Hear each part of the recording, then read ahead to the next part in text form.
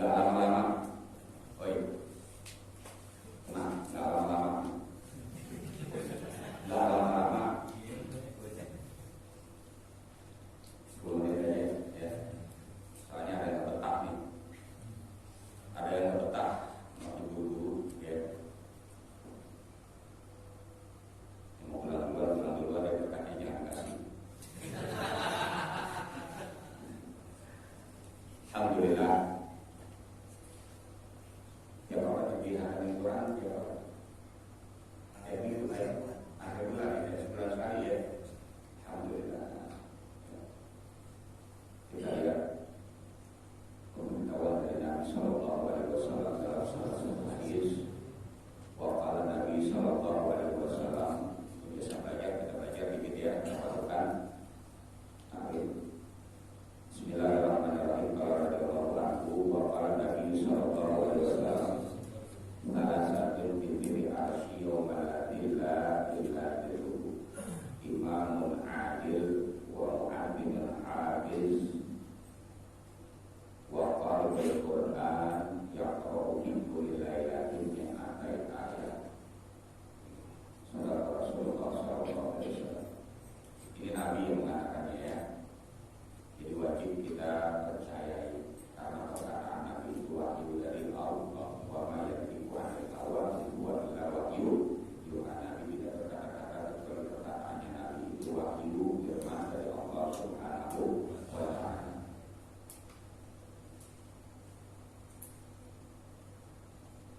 Salah satu ada 3 Izil arsy yawma la ilaha illa hu. Dalam naungan arasy-Nya Allah di suatu hari yang tidak ada naungan kecuali naungan dari arasy-Nya Allah. Kalau sekarang kita bisa berlindung, bisa bernaung di bangunan, di rumah, di bawah pohon, ya, di bawah naungan-naungan yang ada di alam dunia. Kalau nanti di akhirat siapa yang mau naungi? Mau bawa payung? Kalau nanti payungnya udah hancur, belum kiamat, siapa yang memberikan perlindungan kepada kita? Gak ada yang memberikan perlindungan, gak ada yang memberikan naungan. Di dunia susah kita, sesusah-susahnya kita, masih bisa ada yang bantu. Ada keluarga kita gak bantu, ada teman kita gak bantu, syukur. Ya, di dunia sesusah-susahnya kita masih bisa ada yang bantu. Kalau di akhirat minta bantuan sama siapa? Minta bantuan sama siapa nanti kita di akhirat? Bawa diri masing-masing. Ya, bawa diri masing. Kalau enggak kita persiapkan dari sekarang, persiapan untuk akhirat, terlambat. Makanya sekarang kita siapin. Di antaranya kejadian-kejadian di akhirat yang dahsyat, yaitu tidak mendapatkan naungan lindungan kecuali lindungan naungan dari arasy-Nya Allah. Siapa mereka yang akan mendapatinya? Ada 3 kelompok. Salah satun, kata Nabi begitu. Ada 3 kelompok. Ada 3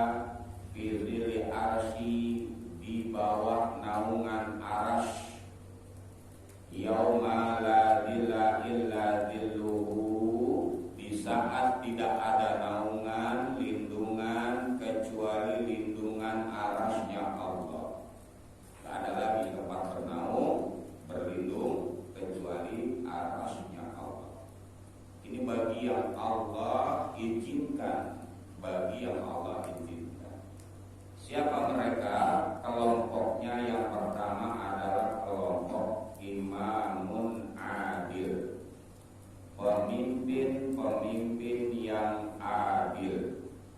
Beruntung kalau jadi pemimpin-pemimpin di dunia kita adil. Ya. Kulukum ra'in wa kulukum mas'ulin an ra'ihi. Kalian adalah pemimpin. Kalian akan dimintakan pertanggungjawaban atas kepemimpinan kalian. Pemimpin yang paling kecil itu di dalam rumah tangga kita. Pemimpinnya adalah suami. Di saat suami nggak ada, pemimpin untuk di rumah tangga kita adalah istri. Ya, itu wakil kita tuh pemimpinnya. Kalau kita keluar, istrilah yang jadi pemimpin. Hendaknya kedua-duanya suami ataupun istri dalam memimpin adil. Ya, dalam memimpin keluarga adil. Naik lagi ke pemimpin berikutnya, RT. RT mana ada? RT-nya nggak ada. Ya Pak RT, jadi Pak RT mesti adil, yang gede angkot.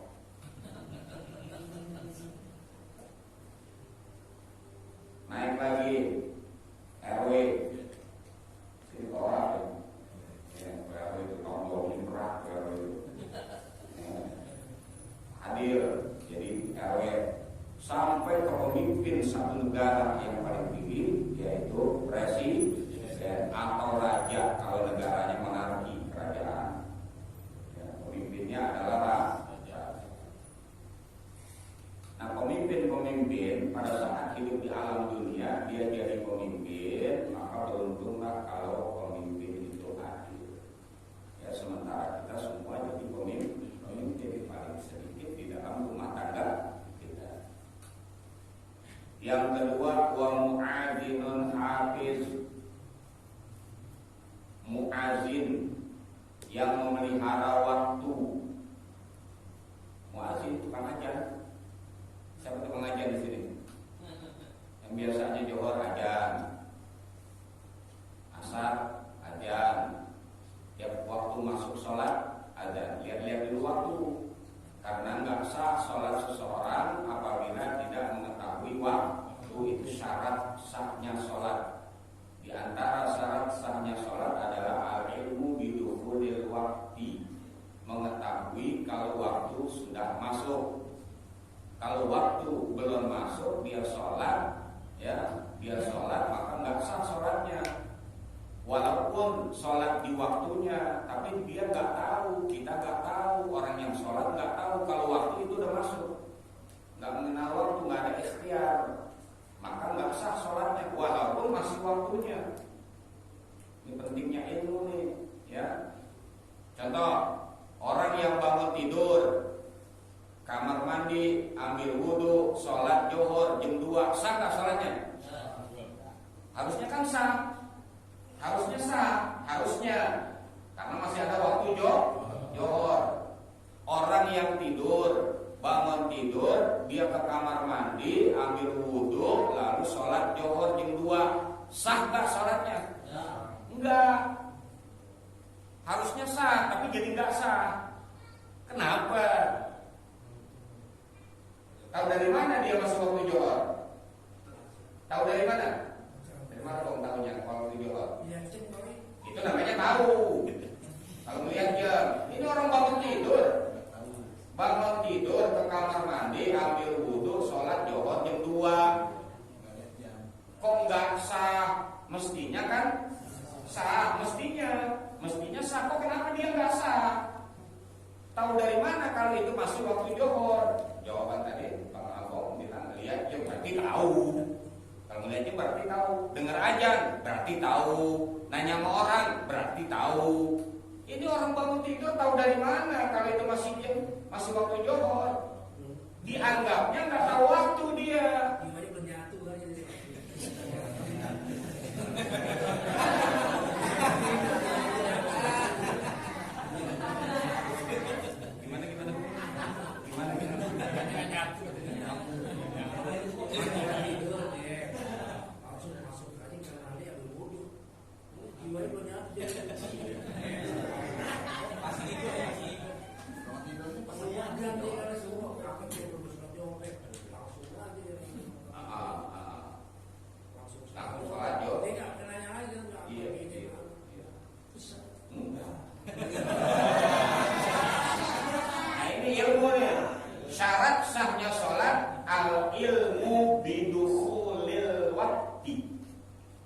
Al ilmu bidukhulil waqti. Syarat sahnya orang yang sholat, al ilmu, tahu, mengetahui, bidukhulil waqti, kalau waktunya sudah masuk. Itu syarat sah. Ya. Caranya bagaimana kita mengetahui waktu? Dengar azan, ngelihat jam, ya. Terus apa lagi? Nanya orang, ngelihat alam, matahari itu udah di mana nih? Ya, dulu kan nggak ada jam, patokannya pakai cara alam, ya. Patokan zaman belum ada jam. Bagaimana dia mau sholat? Azan juga udah pakai speaker. Kalau yang jauh gimana? Kedengeran nggak? Nah, itu harus ada ikhtiar. Jadi kita ini nggak boleh nggak mengetahui waktu sudah masuk atau belum, masih ada waktu atau enggak. Ya, jadi harus ada ikhtiar. Sekalipun ikhtiarnya, usahanya dengan pekerjaan sehari-hari kita. Misalkan tukang jahit, kalau dari pagi dia ngejahitnya satu baju aja, kerjaan yang dia kerjain, azan Johor, itu jadi kebiasaan tuh, tetap boleh dipakai sebagai patokan. Nggak boleh main sholat aja, ya nggak boleh main sholat aja. Kita harus ada patokannya, ya, walaupun berpatokan kepada pekerjaan kita. Ya, ini dalam ilmu fikih, syarat sahnya sholat al ilmu bidukhulil waqti, harus mengetahui bahwa waktu sudah masuk atau masih ada waktunya baru sholat. Ya, itu harus begitu, kalau enggak. Nah, ini buat orang yang azan, muazzinul hafiz, memelihara waktu dia muazzinnya, jangan main ajar aja. Ya, lihat-lihat dulu. Tuh, ntar orang di rumah mau kondangan, mau buru-buru sholat, ya, mau buru-buru jalan, udah aja dia langsung sholat. Nggak taunya belum waktu sholat, nggak asal tuh. Gara-gara orang yang ajan, gara-gara muazzin, ya udah main ajan aja padahal belum masuk waktu. Orang lain yang ada urusan kan banyak tuh, ya, sholat baru dia keluar karena ada urusan. Dia sholatnya nggak asal. Kenapa? Karena belum masuk waktu. Hati-hati, ya. Sungguh orang yang azan ini, muazzin ini mendapatkan kedudukan tinggi di sisi Allah, ya. Tapi juga harus hadir, harus memelihara, ya, menjaga waktu udah masuk atau belum, ya. Jadi tukang ajar ini, muazzin ini nanti akan mendapatkan naungan di saat tidak ada naungan, lindungan kecuali lindungan dari arahnya Allah, ya. Udah berebut aja, speaker. Yang mau ajar berebut. Iya, orang kalau mau ajar berebut, dulu deh. Harusnya berebut supaya mendapatkan ini nih nilai buat di akhirat nanti. Yang ketiga, yang mendapatkan naungan lindungan di saat tidak ada lindungan selain lindungan Allah adalah waqari'ul Quran. Orang yang membaca Al-Quran yaqra'u fi kulli lailatin mi'atai ayat, sekedar 200 ayat setiap harinya. Ya, baca 200 ayat. Ini alhamdulillah sekarang ada Khatmul Quran, ya, biar pada baca di rumah masing-masing. Namun nanti kita lihat lagi, ada orang yang membaca Al-Quran tapi Al-Quran melaknat dia. Ini ada lagi nanti. Kenapa sebabnya? Yang seharusnya membaca Al-Quran, orang yang membaca Al-Quran, dia mendapatkan lindungan, naungan di saat tidak ada naungan, lindungan di hari kiamat nanti, kecuali dari lindungan arasnya Allah. Kan tinggi nilainya kan, ya. Dan Al-Quran jadi syafaat untuk dirinya di hari kiamat. Wal Quran qarinan, Al-Quran itu jadi temannya dia. Dikubur jadi teman yang menemani kubur. Di kubur itu Al-Quran, ya. Siapa yang nemenin kita di kubur? Ini kita kagak. Biar kita bela-belain tuh ini kita, ya, kepala jadi kaki jadi kepala, kepala jadi kaki jadi kepala, terbalik. Kita bela-belain, nemenin kita kagak. Paling dia nangis udah pulang. Ya, kalau kita meninggal dulu, mendingan dia meninggal dulu kita kawin lagi.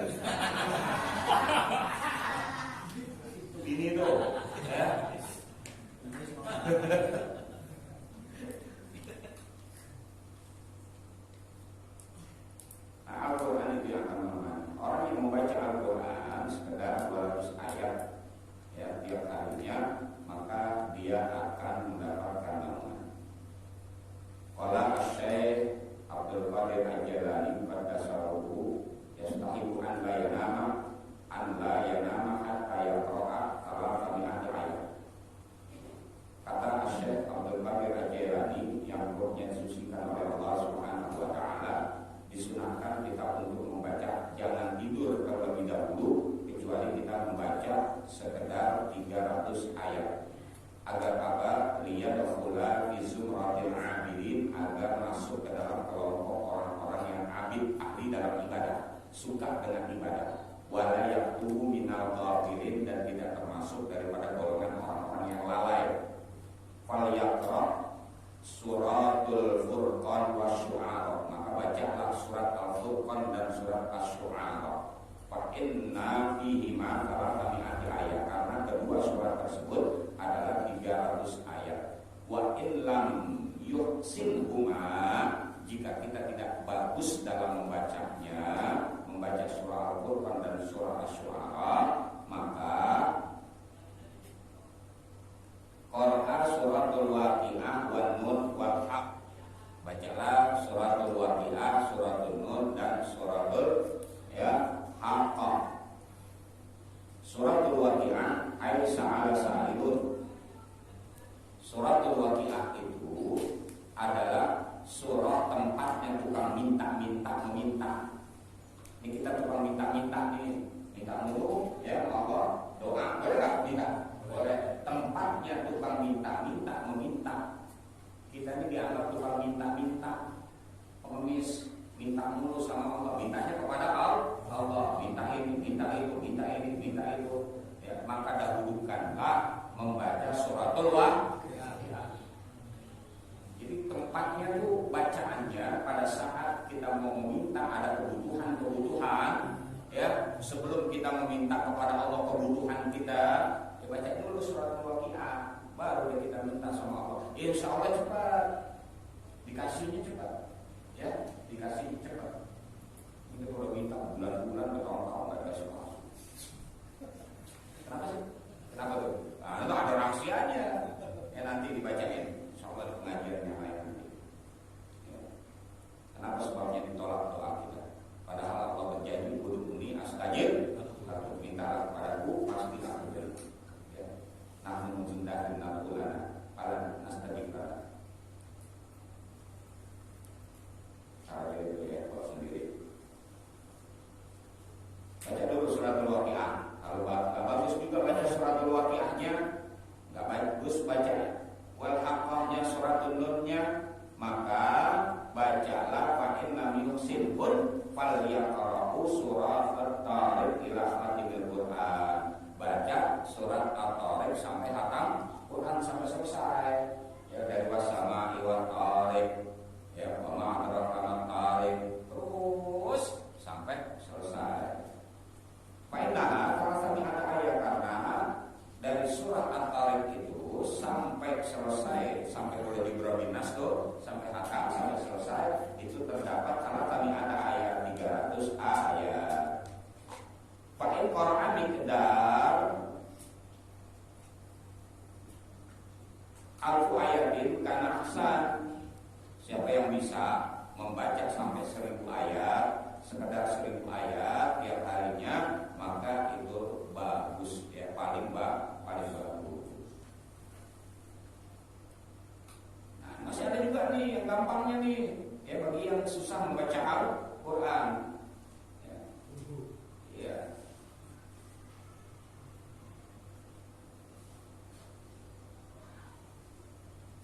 Kalau kita bisa baca 1000 ayat, ya walaupun tiba minal qanitina, ya, maka termasuklah kita termasuk daripada catatan orang-orang yang senantiasa taat kepada Allah.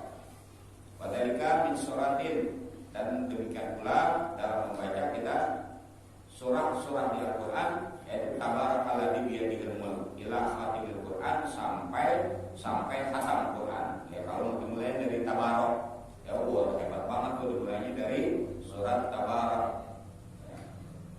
Fa'in lam yusinha fal yaqra mi'atai wa khamsina marratan qul huwallahu.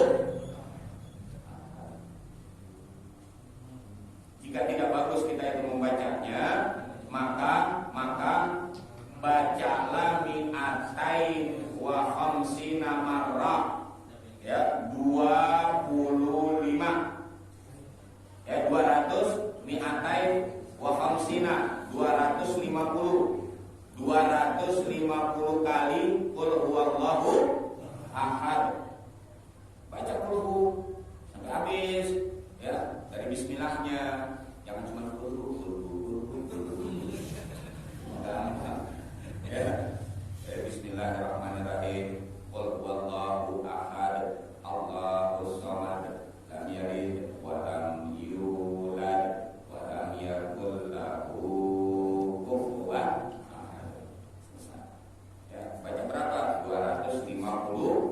hari. Masih gak bagus juga baca kulhunya, berhenti jadi orang Islam.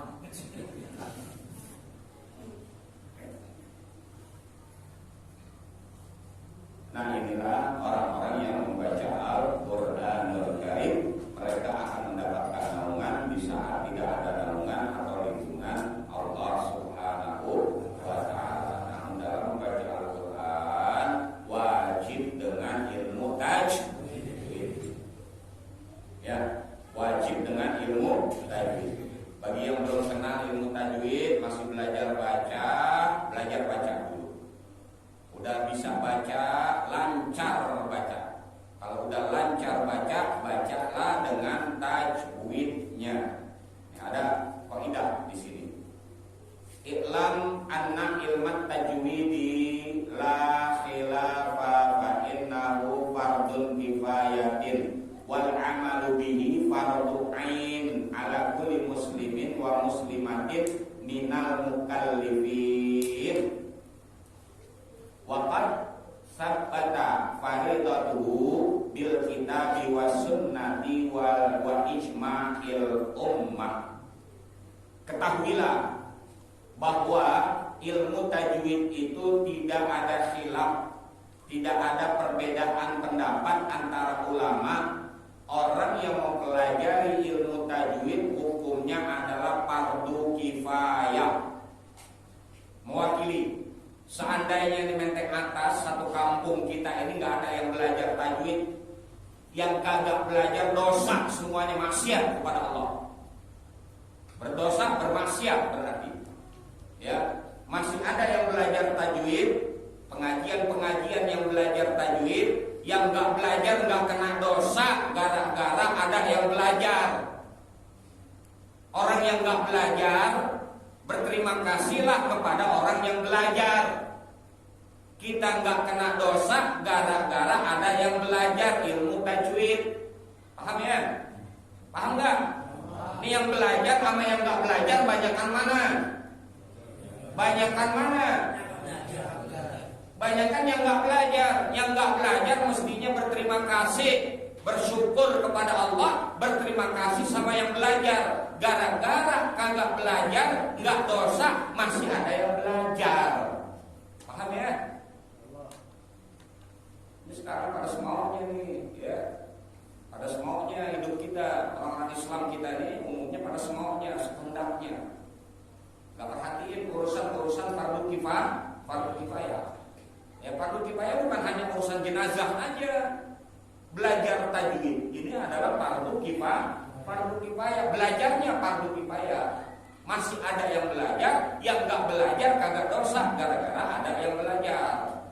Sama dengan fardu kifayah pengurusan jenazah. Masih ada yang mengurusi jenazah, yang gak ikut ngurusin jenazah gak dosa gara-gara masih ada yang ngurusin. Masih ada yang mandiin, masih ada yang kafanin, masih ada yang sholatin, masih ada yang nguburin. Nggak ada satu yang nggak ngurus, ya. Masih ada yang urus mewakili tuh. Fardu kifayah sama dengan ilmu tajwid, belajar juga begitu. Bukan hanya urusan jenazah, hal-hal kifayah. Wal amalu bihi fardun ain. Adapun mengamalkannya, membaca Al-Quran dengan tajwidnya adalah fardu ain. Apa itu fardu ain? Kewajiban individu, kewajiban pribadi, nggak bisa diwakilin. Kalau salah ya dosa. Orang yang baca Quran kalau salah dosa. Makanya tadi aku mintain ampun tuh sama Allah. Ya, doanya itu isinya diantaranya mohon ampun pada Allah. Mungkin hurufnya salah dalam membacanya, kecepatan dalam membacanya salah, yang izhar dibaca idgham, yang idgham dibaca izhar dan seterusnya. Ya, itu adanya di ilmu tajwid. Wal amalu bihi fardul ain. Adapun mengamalkannya fardu ain, wajib pribadi. Ala kulli muslimin wa muslimatin, atas setiap orang Islam laki dan perempuan. Ya, minal mukallifin, daripada orang-orang yang udah mukallaf. Mukallaf ini udah jatuh kewajiban kepada dirinya. Udah balik, udah berakal, ya, udah dia punya udah head kalau perempuan, ya udah head, udah mimpi. Kalau laki-laki itu namanya mukallaf, ya orang mukallaf. Minal mukallifina. Ini si tajwid udah hatam ya? Udah hatam belum? Udah. Quran aja udah balik. Kalau tajwidnya jadi baca Quran dengan tajwidnya hukumnya wajib. Jika salah dosa. Inilah yang dikatakan dalam satu hadis, ya dalam satu hadis dikatakan rubba qari'in lil Qur'ani wal Qur'anu yal'anuhu. Bisa aja, mungkin aja ya orang-orang yang membaca Al-Qur'an tetapi Quran malah melaknati dia. Padahal Quran yang dibaca itu buat jadi peneman kita nanti di akhirat, di kubur kita, ya. Jadi apalagi dapat naungan, lindungan di saat tidak ada naungan dan lindungan dari Allah kecuali orang-orang yang membaca Al-Quran. Kan mestinya begitu tuh. Quran jadi syafaat buat kita, ya memberikan pertolongan buat kita. Tetapi ini Nabi yang mengatakan rubba qari' lil Qur'ani wal Qur'anu yal'anuhu. Bisa aja bagi pembaca Al-Quran itu melaknat dia, mengutuki dia, memberikan celaka buat orang yang bacanya. Ini karena kelalaian kita. Kenapa? Baca Qurannya seenaknya, nggak pakai ketentuan ulumul Quran. Ya, ulumul Quran itu banyak. Ya, bisa aja karena nggak tahu nasiknya, mansukhnya, asbab nuzulnya, muhkamnya, ya, mutasabihatnya. Udah kita pelajari belum nih ilmu-ilmunya? Belum ya? Oh, tajwid aja deh kalau buat baca. Ya, tajwid aja. Belum lagi maknanya, belum lagi maksud dan tujuannya, tafsirnya, ya, dan seterusnya. Makanya Quran jangan diartiin sembarangan, ya, jangan diartiin sembarangan. Kalau nggak ngerti, nggak paham tentang tafsirnya, udah selesai. Jangan kita pakai tafsirin menurut kita. Jangan tafsirin menurut kita, celaka kita kalau tafsirin menurut kita. Harus pakai ilmu tafsir, ilmu ulama-ulama tafsir. Jangan menurut kita. Ini banyak orang yang menafsirkan Quran menurut kita, ya, menurut dirinya, menurut kelompoknya, sehingga Qurannya satu, pendapatnya beda-beda. Ya, perbedaannya bukan perbedaan ulama tafsir, tapi perbedaan kita. Ini bahaya, ya, akan celaka orang yang seperti itu. Ini Nabi yang mengatakan, man fasal Quran biru'ihi faqad akhta. Yang pertama, orang yang menafsirkan Quran dengan penafsirannya sendiri pasti salah. Yang kedua, man fasal Quran biru'ihi faqad tabawa maq'adahu 'alan nar. Siapa orang yang menafsirkan Quran dengan penafsirannya sendiri, maka menyediakan dirinya untuk dibakar di api neraka. Ngaji tapi neraka. Ngaji tapi neraka. Karena urusan Al-Quran, urusan ayat-ayat Allah, nggak boleh kita mengartikan semaunya. Makanya belajar tafsir nggak boleh belajar terjemahan, paham? Kalau terjemahan itu hanya arti kata, jangan ditafsirkan. Ini banyak orang yang belajar mengajar, ustadznya pakai terjemahan. Ustadznya pakai terjemahan, lalu ditafsirkan. Akhirnya semuanya nafsirin. Salah. Bukan begitu dalam belajar isi Quran. Ya bukan, itu terjemahan. Terjemahan adalah arti kata. Oh ini artinya ini artinya ini. Boleh, tapi kalau tafsir itu uraian. Uraiannya, oh ini ayat uraiannya begini, maksud dan tujuannya begini, supaya kita nggak salah. Ini banyak yang salah orang Islam, bahkan ustadz-ustadznya banyak salah karena belajar tafsir, mengajarkan tafsir pakainya terjemahan, bukan kitab tafsir. Salah, nggak boleh. Ya, ini tegas Nabi yang mengatakan, "Faqad tabawwa maq'adahu 'alan nar," maka sama juga menyediakan dirinya untuk dibakar di api neraka. Yang seharusnya bukan jadi syafaat tapi jadi neraka. Nauzubillah min. Ini saja orang yang belajar Al-Quran tadi, orang yang membaca Al-Quran tadi, ya karena dia tidak memahami maknanya, lalu bermakna sendiri atau tidak mengamalkan isinya sehingga bersalahan dengan Al-Quran, atau bacanya salah tapi kagak mau belajar. Kalau orang yang bacanya salah mau belajar nggak apa-apa, malaikat maklum, ya maklum. Apalagi orang kita di sini, ya sebulan ya nggak kelar-kelar belajar ikhraq 2-3 tahun lah. Ya nggak apa-apa, masih belajar, ada kemauan belajar. Ini orang yang tahu baca tapinya kagak mau belajar. Ini yang bahaya, ya. Yang bahaya adalah orang yang nggak mau belajar karena nggak tahu, ya dia salah pantas karena nggak tahu tapi masih belajar. Kalau orang yang salah kagak mau belajar, nggak pantas dia salah, paham ya? Nggak pantas, mestinya belajar. Kalau udah lagi belajar salah nggak apa-apa, ya malaikat maklum, nggak catatan kita orang yang lalai. Tapi kalau kita kagak belajar terus salahnya kita bertanggung jawab. Itu bedanya, ya. Hati-hati dalam mempelajari Al-Quran, ya. Allah berfirman, wa rattilil Qur'ana tartila. At-tartil qala Sayyidina Ali bin Abi Thalib radhiyallahu anhu wa karama wajha at-tartil wa tajwidul huruf wa ma'rifatul wuquf. Allah perintahkan baca Al-Quran dengan tartil. Apa itu tartil? Maka diartikan oleh Sayyidina Ali, dimaknakan oleh Sayyidina Ali, menantunya Nabi, sepupunya Nabi, sahabatnya Nabi, ya. Dikatakan oleh Imam Ali, at-tartil huwa tajwidul huruf wa ma'rifatul wuquf. Tartil itu adalah tajwid dan mengetahui tempat berhentinya dalam membaca, apakah wasal, apakah waqaf dan sebagainya. Teknik dalam membaca kita. Itu yang dikehendaki baca Quran adalah tartil. Jadi kita nggak boleh nggak belajar, terus belajar, ya, khususnya mengenai bacaan Al-Quran supaya bacaannya benar, bukan hanya lancar, bukan hanya bagus suara kita, tetapi ya bacaan kita benar menurut ilmu tajwidnya. Jadi tajwidnya yang dipelajarin, ya, baru isinya bisa kita amalkan. Belajar tafsirnya, ya, belajar tafsir amal guru ilmu tafsir, bukan pakai terjemahan. Yang mudah-mudahan Al-Quran yang kita baca menjadikan syafaat buat kita,